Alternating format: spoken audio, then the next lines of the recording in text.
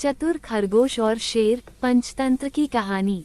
चतुर खरगोश और शेर, पंचतंत्रा। किसी घने वन में एक बहुत बड़ा शेर रहता था।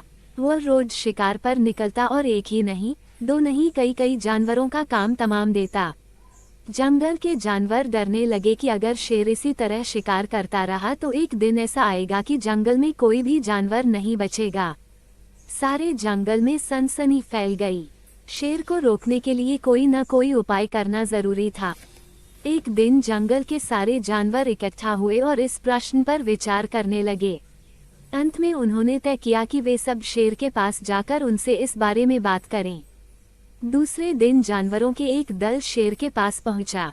उनके अपनी ओर आते देख शेर घबरा गया और उसने गरजकर पूछा, क्या बात है? तुम सब यहाँ क्यों आ रहे हो? जानवर दल के नेता ने कहा, महाराज, हम आपके पास निवेदन करने आए हैं।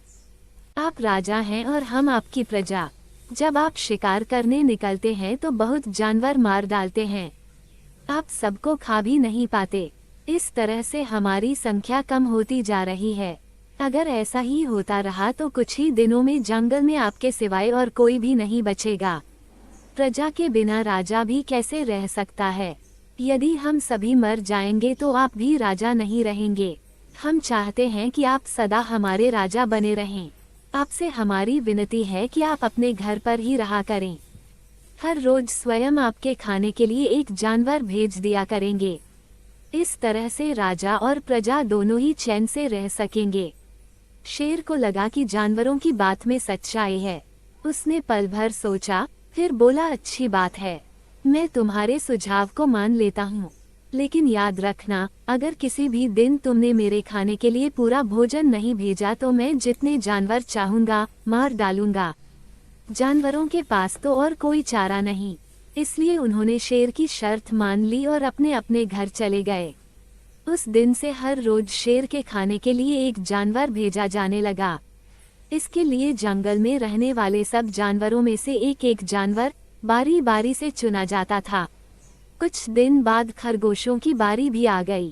शेर के भोजन के लिए एक नन्हे से खरगोश को चुना गया। वो खरगोश जितना छोटा था उतना ही चतुर भी था। उसने सोचा, बेकार में शेर के हाथों मरना मूर्खता है। अपनी जान बचाने का कोई न कोई उपाय अवश्य करना चाहिए और हो सके तो कोई ऐसी तरकीब ढूंढनी चाहिए जिससे सभी को इस मुसीबत से सदा के लिए छुटकारा मिल जाए। आखिर उसने एक तरकीब सोच ही निकाली। खरगोश धीरे धीरे आराम से शेर के घर की ओर चल पड़ा। जब वह शेर के पास पहुंचा तो बहुत देर हो चुकी थी। भूख के मारे शेर का बुरा हाल हो रहा था। जब उसने सिर्फ एक छोटे से खरगोश को अपनी ओर आते देखा तो गुस्से से बौखला उठा और गरजकर बोला, किसने तुम्हें भेजा है? एक तो पिद्दी जैसे हो, दूसरे इतनी देर से आ रहे हो। जिन बेवकूफों ने तुम्हें भेजा है मैं उन सबको ठीक करूंगा। एक एक का काम तमाम न किया तो मेरा नाम भी शेर नहीं। नन्हे खरगोश ने आदर से जमीन तक झुककर, महाराज, अगर आप कृपा करके मेरी बात सुन ले तो मुझे या और जानवरों को दोष नहीं देंगे। वे तो जानते थे कि एक छोटा सा खरगोश आपके भोजन के लिए पूरा नहीं पड़ेगा, इसलिए उन्होंने 6 खरगोश भेजे थे। लेकिन रास्ते में हमें एक और शेर मिल गया। उसने 5 खरगोशों को मारकर खा लिया। ये सुनते ही शेर दहाड़कर बोला, क्या कहा? दूसरा शेर? कौन है वह? तुमने उसे कहाँ देखा? महाराज, वो तो बहुत ही बड़ा शेर है। खरगोश ने कहा, वह जमीन के अंदर बनी एक बड़ी गुफा में से निकला था। वह तो मुझे ही मारने जा रहा था, पर मैंने उससे कहा, सरकार, आपको पता नहीं कि आपने क्या अंधेर कर दिया है। हम सब अपने महाराज के भोजन के लिए जा रहे थे, लेकिन आपने उनका सारा खाना खा लिया है। हमारे महाराज ऐसी बातें सहन नहीं करेंगे।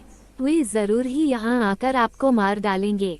इस पर उसने पूछा, कौन है तुम्हारा राजा? मैंने जवाब दिया, हमारा राजा जंगल का सबसे बड़ा शेर है। महाराज, मेरे ऐसा कहते ही वो गुस्से से लाल पीला होकर बोला, बेवकूफ, इस जंगल का राजा सिर्फ मैं हूँ। यहाँ सब जानवर मेरी प्रजा हैं। मैं उनके साथ जैसा चाहूँ वैसा कर सकता हूँ। जिस मूर्ख को तुम अपना राजा कहते हो उस चोर को मेरे सामने हाजिर करो। मैं उसे बताऊंगा कि असली राजा कौन है।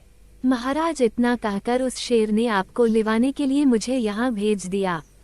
खरगोश की बात सुनकर शेर को बड़ा गुस्सा आया और वह बार बार गरजने लगा। उसकी भयानक गरज से सारा जंगल दहलने लगा। मुझे फौरन उस मूर्ख का पता बताओ, शेर ने दहाड़ कर कहा। जब तक मैं उसे जान से न मार दूंगा मुझे चैन नहीं मिलेगा। बहुत अच्छा महाराज, खरगोश ने कहा, मौत ही उस दुष्ट की सजा है। अगर मैं और बड़ा और मजबूत होता तो मैं खुद ही उसके टुकड़े टुकड़े कर देता। चलो रास्ता दिखाओ, शेर ने कहा। फौरन बताओ किधर चलना है। इधर आइए महाराज, इधर। खरगोश रास्ता दिखाते हुआ शेर को एक कुएं के पास ले गया और बोला, महाराज, वह दुष्ट शेर जमीन के नीचे किले में रहता है। जरा सावधान रहिएगा, किले में छुपा दुश्मन खतरनाक होता है। मैं उससे निपट लूंगा। शेर ने कहा, तुम ये बताओ कि वह है कहाँ? पहले जब मैंने उसे देखा था तब तो वह यहीं बाहर खड़ा था।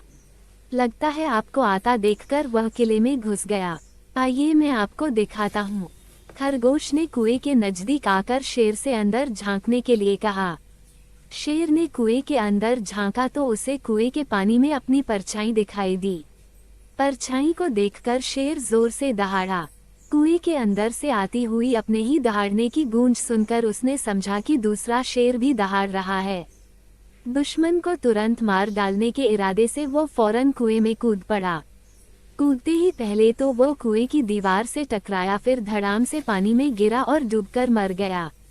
इस तरह चतुराई से शेर से छुट्टी पाकर नन्हा खरगोश घर लौटा। उसने जंगल के जानवरों को शेर के मारे जाने की कहानी सुनाई।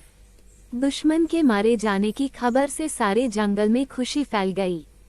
जंगल के सभी जानवर खरगोश की जय जयकार करने लगे। सीख: घोर संकट की परिस्थितियों में भी हमें सूझबूझ और चतुराई से काम लेना चाहिए और आखिरी दम तक प्रयास करना चाहिए। सूझबूझ और चतुराई से काम लेकर हम भयंकर संकट से उबर सकते हैं और बड़े से बड़े शक्तिशाली शत्रु को भी पराजित कर सकते हैं।